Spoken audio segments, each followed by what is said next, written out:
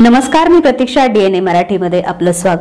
शिवद्रोही प्रशांत कोरटकर नागपूर यांच्यावर राष्ट्रद्रोहाचा गुन्हा दाखल करण्यात यावा या मागणीसाठी आज अखंड मराठा समाज, जिजाऊ ब्रिगेड आणि वंचित बहुजन आघाडीच्या वतीनं जिल्हाधिकारी कार्यालयावर निवेदन देण्यात आलं.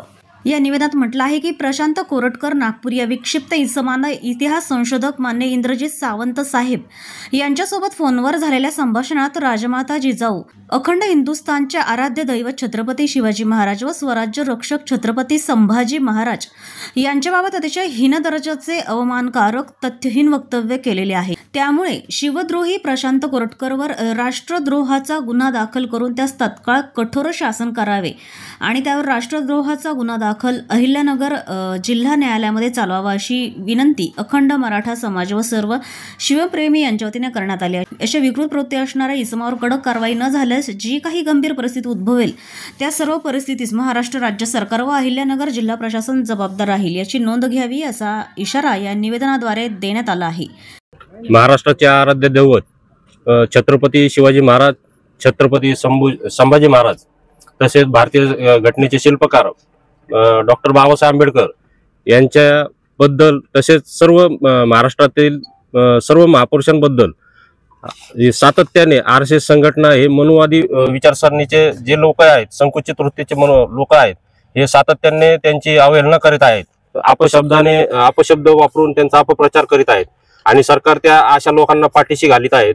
त्यामुळं त्या घटनेचा जे नागपूरमधील जे काय प्रशांत कोरटकर यांनी जे काय फोनद्वारे महापुरुषांबद्दल जे काय अपमानास्पद शब्द वापरले त्याबद्दल वंचित बहुजन आघाडीच्या वतीने आज आम्ही कलेक्टर साहेबांना निवेदन देण्यात आलेलं आहे आणि त्यांच्यावर कडक कारवाई करण्यात यावी अशी मागणी करण्यात आलेली आहे. आज सकल मराठाच्या वतीने आज या ठिकाणी निषेधासाठी आम्ही इथं आलेलो आहोत. तर प्रशांत कोरटकर नावाचा जो माणूस आहे तो मराठा समाजामध्ये आणि ब्राह्मण समाजामध्ये तेढ निर्माण करायचं ही एक विकृती पुढे आलेली आहे. जो छत्रपतींविषयी अवमानकारक बोलला तर त्याचा हा कठोर शब्दामध्ये आम्ही निषेध तयार करण्यासाठी इथं आलेलो होतो. परंतु ब्राह्मण नेते देवेंद्र फडणवीस जे आज महाराष्ट्राचे मुख्यमंत्री आहेत, तर आज ते मुख्यमंत्री झाले तर ते समाजाचे राहिले नाहीत, ते पूर्ण महाराष्ट्राचे झाले. तर आम्ही त्यांना आता देवाभाऊ म्हणायला सुरुवात केलेली. तर देवाभाऊंना आमची विनंती आहे की हे जे जातीमध्ये विष पेरायचं काम कोरटकर करतोय त्याला लवकरात लवकर गुन्हे दाखल करावेत. कारण जर इथं अनेकदा मराठा मुख्यमंत्री होऊन गेले परंतु कुणी असं मराठ्याने असं दुसऱ्या दादागिरींची भाषा केली नाही, जातीचा उल्लेख करून की आमचा मुख्यमंत्री अशी भाषा कुणी केली नाही. जर हे कोरटकर जे बोलतात तर यांच्यावरती पायबंद घालण्याचं काम लवकरात लवकर त्यांनी करावं. कारण गृह खातं सुद्धा त्यांच्याकडेच आहे आणि त्यांनी या ठिकाणी ते म्हटलेले की मी पुन्हा येईन. तर ते पुन्हा आलेत आणि त्यावेळेस मागच्या वेळेस ज्यावेळेस आले होते त्यावेळेस पण वेगवेगळ्या घटना मराठा समाजाविषयी घडल्या होत्या आणि त्यांना त्या व्यवस्थित हाताळता आले नाही. आता किमान आज आम्ही त्यांना पंतऐवजी देवाभाऊ म्हणायला सुरुवात केली तर किमान त्यांनी याच्यामध्ये कारवाई करावी. देवाभाऊंनी या ठिकाणी आम्हाला समाजाला एक सांत्वनपर कृती म्हणून त्या कोरटकरला लवकरात लवकर गुन्हा दाखल करून त्याला अटक करण्यात यावी. याच्यासाठी आम्ही इथं देवाभाऊंना विनंती करतो की देवाभाऊ तुम्ही याच्यात लक्ष घाला आणि समाजामध्ये महाराष्ट्रामध्ये मराठा ब्राह्मण हा वाद वाढू नये म्हणून त्यांनी लवकर त्या कोरटकर नावाच्या विकृताला अटक करावी. छत्रपती शिवाजी महाराजांबद्दल जे काही अपशब्द बोलले जात आहेत, सातारकर असेल किंवा आता नुकतेच जन्माला आलेले कोरटकर असतील, प्रशांत कोरटकर यांच्याविषयी जर ह्या सगळ्यांनी जर आपण सगळ्या मराठा समाजाने शांत भूमिका घेतली तर अजून असे पिल्ले काही आहेत उगवत येतील आणि आपल्या छत्रपतींबद्दल प्रत्येक जण काही ना काही वेगळ्या भाषेमध्ये आपल्याला बोलतील. आता शासनाला एकच सांगणं आहे की आता जर तुम्ही त्यांच्यावरती योग्य ती कारवाई केली नाही तर आता सगळा मराठा समाज हा एकवटेल आणि त्यांना शासन आम्ही देऊ, तुमच्यापर्यंत आम्हाला यायची आवश्यकता पडणार नाही. पण मी हात जोडून विनंती करते शासनाला की त्यांनी याच्यावरती गांभीर्याने दखल घ्यावी आणि कोरटकर असे जे कोरटकर आणि सातारकर आलेले आहेत जन्माला यांना वेळीच आळा घालावा हे मी सर्व मराठा समाजा वतीने आणि जिजाऊ ब्रिगेडच्या वतीने सांगत आहे. जय जिजाऊ, जय शिवराय. आज म्हणजे मराठा म्हणूनच नाही तर 18 पगड जातीचा सगळाच समाज इथं एकवटला आहे. कारण महाराष्ट्रात नेहमीच प्रत्येक महापुरुषांबद्दल जे वाईट बोललं जातं त्याचं कुठं नाही तर कुठं उद्रेक होणार आहे हे आज याच्यातून दिसत आहे. प्रशांत कोरटकर असेल, राहुल सोलापूरकर असेल, या लोकांनी नेहमीच छत्रपतींबद्दल असेल, इतर महापुरुषांबद्दल असेल जी बदनामी चालवलेली असते ती ह्या सरकारने थांबवावी. पण त्यातली त्यात 1918ला म्हणजे 1811ला जी मल्हारराव चिटणीसांची बखर ही त्यांनी लिहिली, ती संभाजीराजेंच्या मृत्यूनंतर कमीत कमी 111 वर्षांनी लिहिली गेली.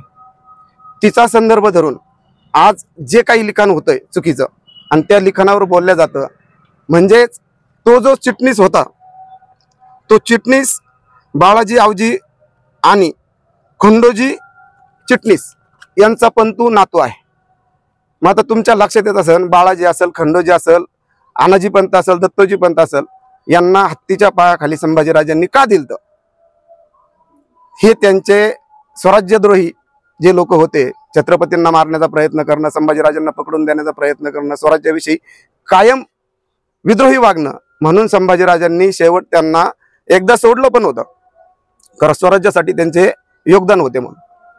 पण त्यानंतर त्यांचं कृत्य थांबाना म्हणून त्यांना हत्तीच्या पायाखाली दिलं आणि त्यांचे नातू पंतूंनी जे खबर लिहिल्यात ते आज आपल्याला पूर्ण महाराष्ट्राला त्यांना छत्रपतींविषयी, समाजाविषयी, बाकीच्या महापुरुषांविषयी समोर येऊन काही करता येत नाही, तर लिखाणाद्वारे ते बदनामी करतात. आणि त्या बदनामीच्या आधारे आज त्यांचीच ही पिलावळ असेल कोरटकर सारखी, ते त्याचा आधार घेऊन छत्रपतींबद्दल एकेरी बोलणं, छत्रपती पळून गेले, बाजीप्रभू होते, ठीक आहे, बाजीप्रभूचा आम्हाला पण अभिमान आहे ना, पण बाजीप्रभू होते म्हणून ते वाचले असं बोलणं म्हणजे हे खूप क्लेशदायक आहे.